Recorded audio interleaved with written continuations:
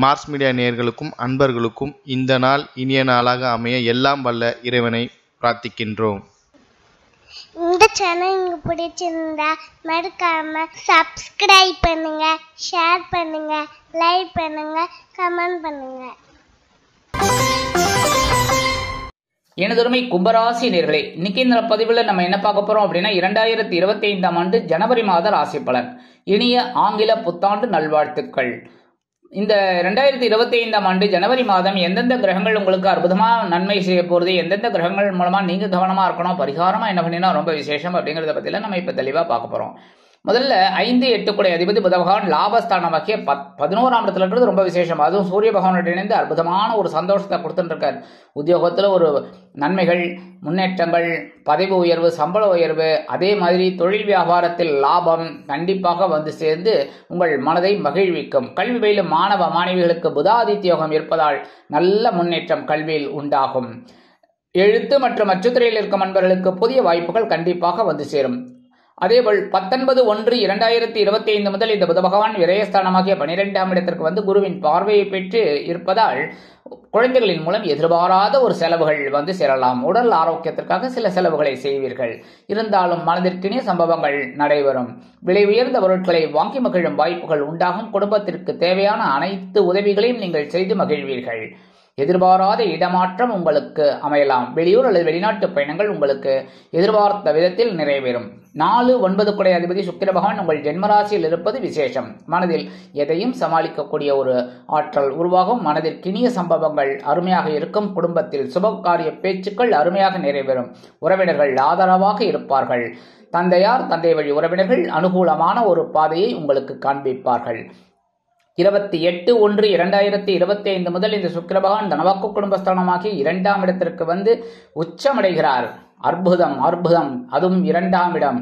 உங்கள் தனவரவு தாராளமாக வந்து சேரும். நீங்கள் எந்த அளவிற்கு உழைக்கிறீர்களோ சில பேருக்கு இருமடங்காக கிடைப்பதற்கு வாய்ப்புகள் உருவாகும். மீனராசி சுக்கிர பகவானுக்கு உச்சம் என்பதால் நீங்கள் எடுக்கும் காரியங்கள், நீங்கள் சொல்லும் வாக்குகள் அற்புதமாக பலிக்கும். நீங்கள் குடும்பத்திற்காக சில முக்கியமான முன்னேற்பாடுகளை செய்து கொள்வீர்கள்.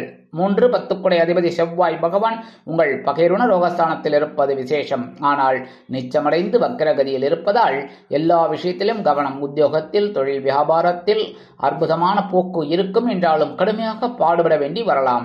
உறவினர்கள் விஷயத்தில் கவனம் அவசியம். இடமாற்றம் விஷயத்தில் கவனம் அவசியம். உடன்பிறப்புகளை அனுசரித்து நடந்து கொள்ளுங்கள்.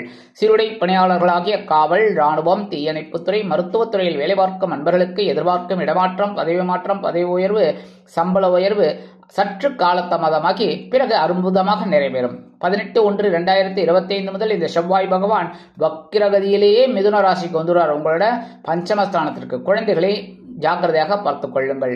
குழந்தைகளின் உடல் ஆரோக்கியத்தில் கவனம் அவசியம். அதேபோல் ஆன்மீக பயணங்கள் உங்களுக்கு அற்புதமாக நிறைவேறும். குலதெய்வ பிரார்த்தனைகளை நிகழ்த்தி மகிழ்வீர்கள். நீங்கள் எடுக்கும் காரியங்கள் அனைத்துமே உங்களுக்கு வெற்றியை கொடுக்கும் உங்கள் முயற்சிகளின் பேரில்.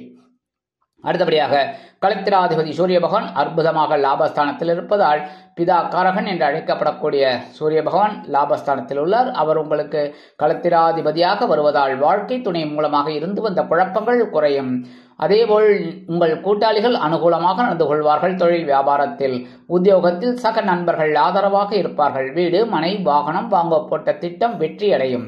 14/1/2025 முதல் இந்த சூரிய பகவான் விரயஸ்தானமாகிய 12ஆம் இடத்திற்கு வந்து குருவின் பார்வையை பெற்று மகிழ்வதால் உங்களுக்கு செலவுகள் சுப செலவுகளாக வந்து சேரும். எதிர்பாராத பயணங்கள் உங்களுக்கு ஏற்படலாம். அதேபோல் நீங்கள் எடுக்கும் காரியங்களுக்காக சில செலவுகளை மேற்கொள்வீர்கள்.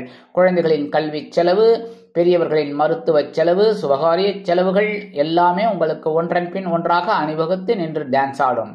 2, 11 கூடிய அதிபதி குரு பகவான் வக்கிர கதியில் சுகஸ்தானத்தில் இருக்கிறார். உடல் ஆரோக்கியத்தில் சிறப்பக்கறை எடுத்துக் கொள்ளுங்கள். உறவினர்கள் விஷயத்தில் கவனம் அவசியம். ஏனோ தானோ என்று நடந்து கொள்ளக்கூடாது. அதேபோல் வெளியூர் அல்லது வெளிநாட்டு பயணங்களின் மூலம் உங்கள் வாழ்க்கையில் சில நன்மைகள் கண்டிப்பாக உண்டாகும் என்றாலும் கவனம் அவசியம். இருப்பினும் குரு பகவானின் பார்வை 5ஆம் பார்வை உங்கள் அஷ்டமராசியில் விழுவதால் உடல் ஆரோக்கியம் சிறப்படையும். அதேபோல் 7ஆம் பார்வையாக உங்கள் ஜீவனஸ்தானத்தில் விழுவதால் ஜீவனம் விருத்தி அடையும்.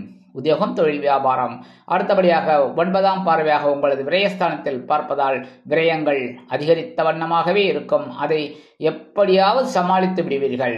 உங்கள் ராசிநாதனும் விரையாதிபதியுமான சனீஸ்வர பகவான் ஜென்மராசியில் அமர்ந்து கொண்டிருக்கிறார். அதனாலதான் உங்களுக்கு நிறைய குழப்பங்கள், ஏகப்பட்ட குழப்பங்களுக்கு நடுவில் நீங்க ஓடிக்கிட்டு இருக்கீங்க. எவ்வளோ பிரச்சனைகள், எவ்வளோ சங்கடங்கள், எவ்வளோ சிரமங்கள், குடும்பத்துல, உத்தியோகத்துல, தொழில் வியாபாரத்துல, அக்கம் பக்கத்துல, நண்பர்கள்ல, எல்லா விஷயத்துலையுமே உங்களுக்கு சில பாதகமான ஒரு சூழ்நிலை ஓடிக்கிட்டு இருக்கு. இருந்தாலும் அதை எல்லாத்தையும் அப்படியே மீட் அவுட் பண்ணி ஓடிக்கிட்டு இருக்கீங்க. இருந்தாலும் எல்லாம் மண்டையில விழுந்துட்டு இருக்கிறதுனால மண்டை காய்ச்சல் அதிகமா இருக்கு. அதனால கவனமா இருக்கணும். எல்லா விஷயத்திலும் முக்கியமா பேசுற வார்த்தைகள், வாகன பயணங்கள்ல கவனமா இருக்கணும். சரியா? அடுத்தபடியா ஏதாவது எடுத்தோங்க விடுத்தோம் அப்படின்னு நடந்துக்க கூடாது. குடும்பத்துல எல்லாரையும் அனுசரிச்சு போறது ரொம்ப ரொம்ப நல்லதுங்க. அடுத்தபடியா சாயா கிரகங்கள் என்று அழைக்கப்படக்கூடிய ராகு பகவான் தனவாக்கு குடும்பஸ்தலமாக 2ஆம் இடத்திலும், ஞானக்காரகன் கேது அஷ்டமஸ்தானம் என்று அழைக்கப்படக்கூடிய 8ஆம் இடத்திலும் இருப்பதால் கவனமாக இருப்பது நல்லது உடல் ஆரோக்கியத்தில். அதேபோல் பேசும் வார்த்தைகளில் கவனம் அவசியம். மருத்துவ செலவுகள் ஏதாகவும் இருந்தால் கவனமாக அதை எடுத்துக்கொள்ளுங்கள். மூத்த வயதைச் சேர்ந்தவர்கள், கல்வி பயிலும் மாணவ மாணவிகள் கல்வியில் முன்னேற்றம் காண வேண்டும் என்றால் பொறுப்புணர்ந்து நடந்து கொள்வது அவசியம். வெளியூர் அல்லது வெளிநாடு சென்று படிக்க வேண்டும், உத்தியோகம் பார்க்க வேண்டும் என்று நினைக்கும் குழந்தைகள் விநாயகரையும் துர்க்கையையும் வழிபாடு செய்து பிறகு உங்கள் முயற்சிகளை மேற்கொள்ளுங்கள். கண்டிப்பாக உங்கள் முயற்சிகள் தங்கு தடையின்றி அற்புதமாக நிறைவேறும்.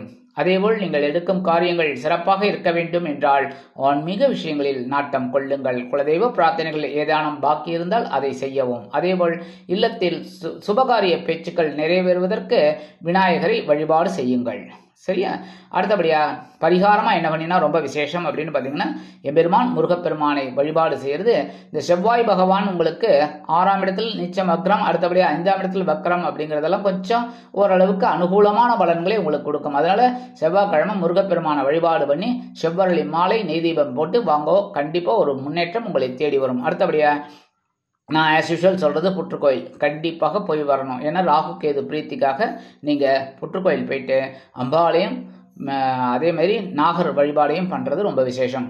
எப்பன்னு கேட்குறீங்களா? செவ்வாய்க்கிழமை, வெள்ளிக்கிழமை, ஞாயிற்றுக்கிழமை. முடியாத பட்சத்தில் கண்டிப்பா ஒரு நாள் போயிட்டு வழிபாடு பண்ணிட்டு வாங்கோ. உங்களோட மனக்குறைகள் கண்டிப்பாக தீரும். அடுத்தபடியா நவ கிரகங்களில் உள்ள சனீஸ்வர பகவானிற்கு சனிக்கிழமைகளில் காயத்ரி சொல்லி எல் தீபம் போட்டு வழுவது நல்லது. ஓம் காகத் பஜாய வித்மிகை கட்கஹஸ்தாய தீமிகி தன்னோ மந்த பிரச்சோதயாத் 27 தடவை சொல்லுங்க. சனிக்கிழமை சொல்லிட்டு எல் தீபம் போட்டுட்டு வாங்க.